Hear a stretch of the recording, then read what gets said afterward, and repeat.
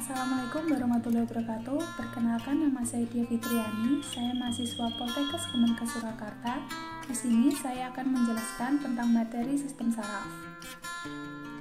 Sistem saraf atau neurologi. Apa itu sistem saraf? Sistem saraf adalah salah satu bagian dari sistem koordinasi dalam tubuh yang berfungsi untuk mengatur aktivitas tubuh melalui impuls atau hantaran listrik. Sistem saraf tersusun dari kumpulan sel saraf atau neuron yang akan membentuk jaringan saraf. Sel saraf atau neuron. Sel saraf neuron merupakan strukturan dan fungsional yang menyusun sistem saraf. Neuron berfungsi sebagai penghantar rangsang dan juga memiliki kemampuan untuk merespon rangsang, dan hadirnya neuron selalu diikuti dengan adanya sel neuroglia. Neuroglia adalah sel yang berfungsi untuk memberikan nutrisi pada neuron agar dapat melaksanakan fungsinya dengan baik. Sel saraf tersusun dari apa saja ya? Yang pertama yaitu dendrit, bagian dari badan sel yang berupa tonjolan sitoplasma berukuran relatif pendek dan bercabang. Bagian neuron yang paling awal terkena rangsangan, berfungsi untuk meneruskan rangsangan dari reseptor menuju badan sel. Yang kedua, badan sel atau perikarion, bagian neuron yang berfungsi menerima dan merespon rangsang dari dendrit pada badan sel atau perikarion terdapat nukleus dan nukleolus. Selain itu, di dalam badan sel terdapat badan nils yang berfungsi untuk membantu proses metabolisme dan pertumbuhan neuron.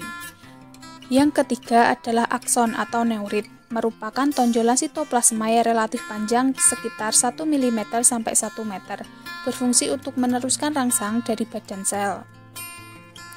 Akson memiliki bagian spesifik, yaitu pertama neurofibril, merupakan bagian terdalam dari akson yang berupa serabut halus dan berperan untuk meneruskan jalannya impuls. Selubung yang kedua, selubung mielin, merupakan bagian paling luar dari akson yang tersusun dari sel-sel pipi yang disebut sel Schwann, berfungsi untuk melindungi dan memberikan nutrisi akson.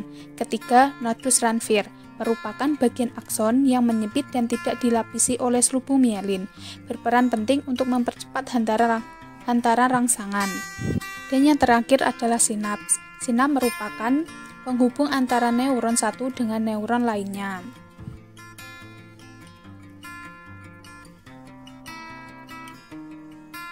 Macam-macam sel saraf atau neuron. Berdasarkan fungsinya, sel saraf atau neuron dapat dibedakan menjadi tiga, yaitu 1.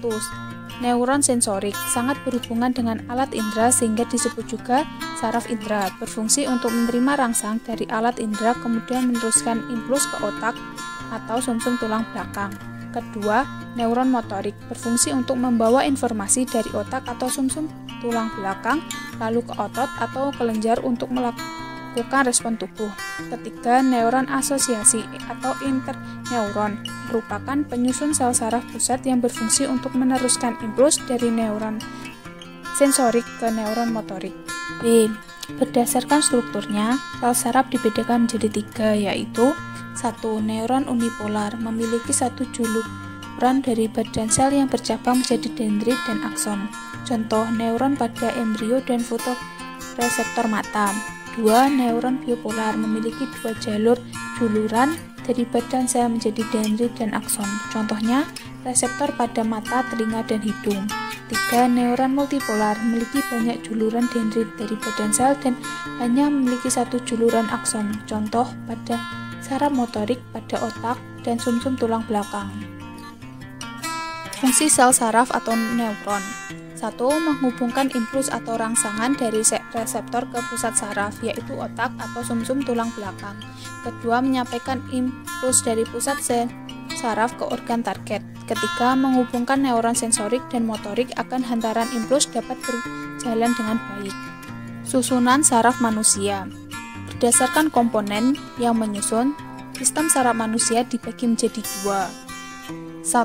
Sistem saraf pusat. Sistem saraf pusat merupakan pusat koordinasi dari segala respon terhadap berbagai rangsangan. Sistem ini tersusun dari otak dan sumsum tulang belakang. Sistem saraf pusat terbagi menjadi A. Otak.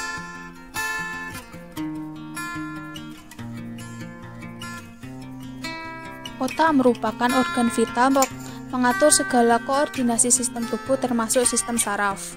Otak dilindungi oleh selaput meninges. Selaput ini terdiri dari 3 bagian, yaitu 1. Pia meter merupakan selaput paling dalam yang menyusun sistem saraf pusat dan banyak mengandung pembuluh darah. Kedua, arachnoid merupakan selaput tipis yang berada di antara pia meter dan dura meter. Ketiga, dura meter merupakan lapisan paling luar yang terhubung dengan tengkorak.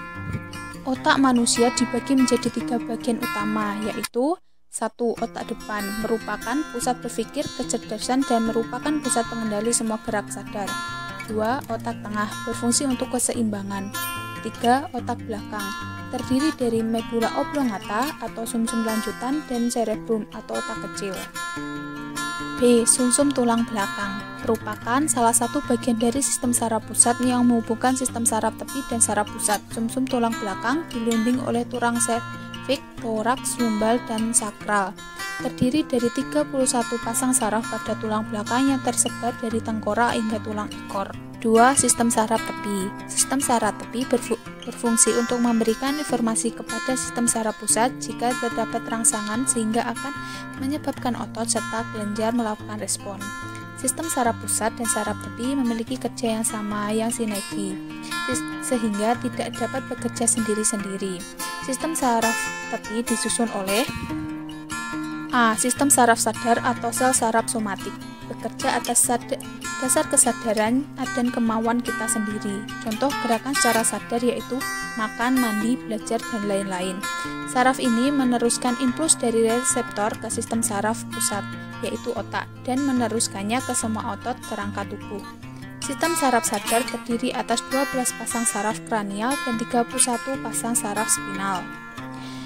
B. Saraf tidak sadar atau sel saraf otonom bekerja tanpa disadari secara otonom dan tidak bekerja di bawah kehendak saraf pusat. Contoh gerakan tidak sadar yaitu denyut jantung, perubahan pupil mata, pengeluaran keringat, dan lain-lain. Sistem ini meneruskan impuls dari reseptor menuju saraf sensoris, lalu dilanjutkan ke sistem saraf pusat, yaitu sumsum tulang belakang. Impuls kemudian diteruskan ke saraf motoris dan otot atau kelenjar target. Sistem saraf otonom ini dibedakan menjadi 2, yaitu sistem saraf simpatik dan parasimpatik. Sistem saraf simpatik dan parasimpatik akan bekerja pada organ target yang sama dengan sifat yang bertolak belakang.